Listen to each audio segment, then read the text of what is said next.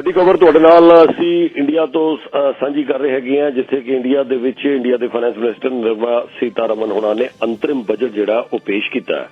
ਇਸ ਦੇ ਵਿੱਚ ਸਭ ਤੋਂ ਪਹਿਲਾਂ ਤਾਂ ਅਸੀਂ ਗੱਲ ਕਰ ਦਈਏ ਕਿ ਟੈਕਸ ਸਲੈਬ ਦੇ ਉੱਤੇ ਕੋਈ ਵੀ ਜ਼ਿਆਦਾ ਬਦਲਾਵ ਜਿਹੜਾ ਨਹੀਂ ਕੀਤਾ ਗਿਆ।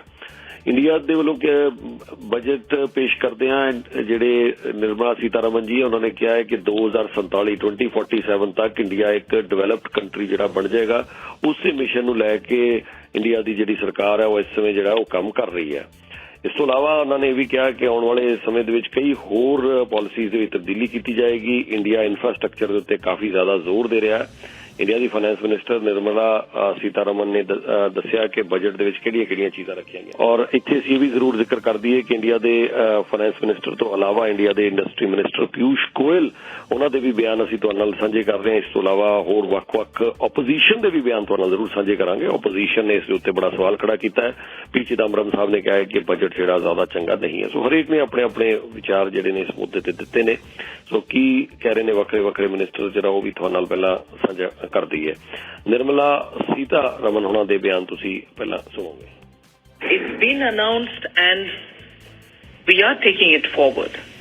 This is a project which has long-term implications for the entire region up to Europe. We will be consulting and taking it in all its contours. In your budget speech, you mentioned about the India, Middle East, Europe economic corridor.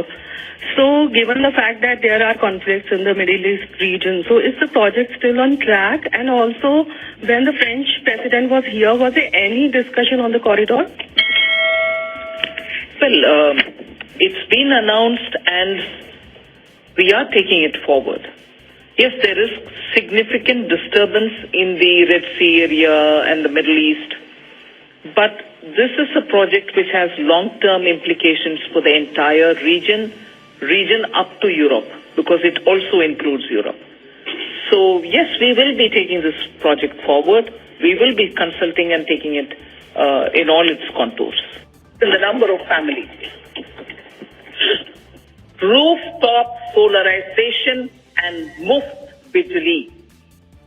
Through rooftop solarization, 1 crore households will be enabled to obtain up to 300 units free electricity every month. This scheme follows the resolve of Honorable Prime Minister on the historic day of consecration of Sri Ram Mandir in Ayodhya. Following benefits are expected. Savings up to 15 to 18,000 rupees annually for households from free solar electricity and selling the surplus to the distribution companies.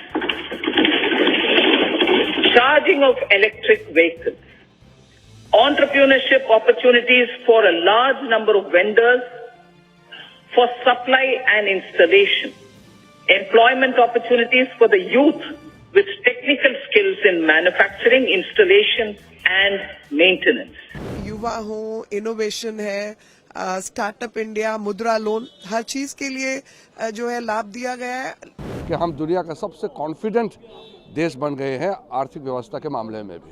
आने वाले दिनों में जब हम विकसित भारत की ओर बढ़ रहे हैं, ये बजट उसके लिए एक बहुत बड़ा स्टेपिंग स्टोन है। देखिए, इंटरिम बजट है और निर्मला जी ने कह भी दिया कि फुल बजट हम अपना पेश करेंगे।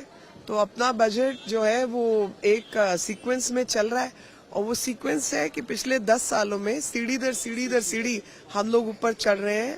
चाहे वो युवा हो, चाहे वल्नरेबल सेक्शंस हो समाज के, चाहे महिलाएं हो, चाहे किसान हो, हर एक के लिए हमने लगातार काम किया है और वो इस बजट में रिफ्लेक्ट हो रहा है। बीजेपी के कैबिनेट मिनिस्टर्स ने भी जिथे काफी तारीफ की थी, हुण जरा कांग्रेस वाल रुख करते हैं। कांग्रेस ने कहा है कि नहीं, ये बजट ठीक नहीं हैगा और कांग्रेस वालों उन्होंने दी जिहड़ी स्पोक्सपर्सन ने सुप्रिया श्रीनेते ने मोदी साहब दे सरकार दे उत्ते और इस बजट दे उत्ते कई तरह के सवाल खड़े कीते ने। हर बजट का एक परिवेश होता है, हर बजट का एक माहौल होता है और वही परिवेश बजट कैसे बनना चाहिए, उसकी क्या प्राथमिकताएं होनी चाहिए, उसको निर्धारित करता है। इस बजट के पहले देश में व्यापक रूप से छाई हुई बेरोजगारी, महंगाई, आर्थिक असमानता, ग्रामीण अर्थव्यवस्था जो पूरी तरह से ठप हो चुकी है, वेतन जो निरंतर कम हो रहे हैं, रूरल डिमांड जो डिप हो गई है, वो थी और यही सरकार की प्राथमिकताएं होनी चाहिए थी। लेकिन जबानी जमा खर्च तो विकसित भारत पे बहुत किया गया, असलियत सरकार के खुद के आंकड़े, बजट के खुद के आंकड़े बयां कर रहे हैं। विकसित भारत करेंगे, कैसे होगा भारत विकसित? कृषि पर, शिक्षा पर, स्वास्थ्य पर, सामाजिक कल्याण पर जो इस साल का बजट था उससे भी कम खर्च करने का काम इस सरकार ने किया है। शिक्षा पर, स्वास्थ्य पर, सामाजिक कल्याण पर, कृषि पर कम खर्च करके उस पर कटौती करके उस पर कैंची चला के आप विकसित भारत बनाएंगे। चलिए अगले वर्ष की बात करते हैं। इस वर्ष सरकार ने रक्षा पर, फूड सब्सिडी पर, फर्टिलाइजर सब्सिडी पर, खाद और खाद्य सुरक्षा के लिए जो पैसा खर्च किया, अगले साल उसमें कटौती कर दी गई। ये विकसित भारत बनने की बातें हो रही हैं। अब आगे की बात करते हैं। सरकार ने बहुत बड़ी बड़ी डींगे हाँकी, लेकिन जो रूरल अर्थव्यवस्था है, जो ग्रामीण अर्थव्यवस्था है, वो पूरी तरह से चरमरा चुकी है। वेतन और आय लगातार गिर रहे हैं, वहां पर डिमांड पूरी तरह से ठप हो गई है, इसीलिए कंजम्पशन खत्म हो गया इकोनॉमी में। इकोनॉमी में कंजम्पशन आधा हो गया बनस्पत पिछले साल ही, लेकिन उसके बारे में कोई चिंता नहीं। लेकिन सरकार के आंकड़े दिखाते हैं कि दिक्कत और समस्या कितनी भयावह है। सरकार ने इस साल मनरेगा का बजट 60,000 करोड़ रुपए रखा था, खर्चा करना पड़ा 86,000 करोड़। 15.5 करोड़ से ज्यादा लोगों ने मनरेगा में रजिस्टर किया, क्योंकि उनकी या तो शहरी नौकरियां या गांव में रूरल क्षेत्र में जो नौकरियां थी वो चली गई, वो मजदूरी करने को विवश है।